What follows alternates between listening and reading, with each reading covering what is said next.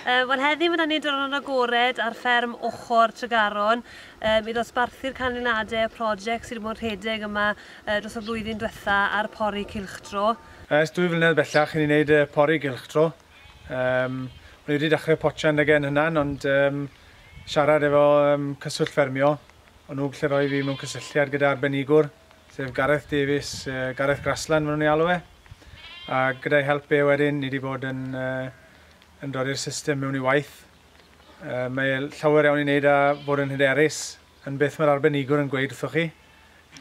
Cymryd yna mewn i ystyriaeth bod yna ddigon o fwyd o flaen y stoc a bod ni'n gallu'r cadw i fynd i gynhyrchu ar y system yma.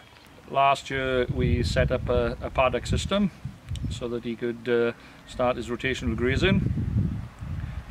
He's found it very beneficial. He's grown a lot more grass as a result of it.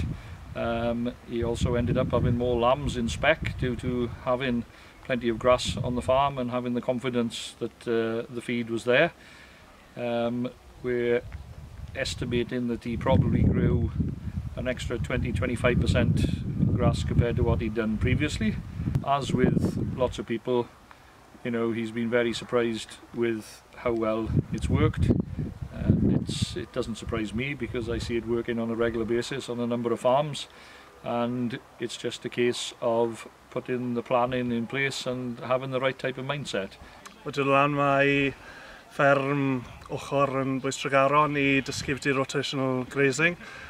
Meddwl da pethau'n dod yn dinach da'r bottom line. Meddwl byddai'n helpu cynnyrchu mwy o borfa a hefyd just share mwy o profitability a hefyd just i gwella'r lei hefyd. Gobeithio allai implemento'r pethau ni wedi dysgu i'r fferm yn stan i gytre.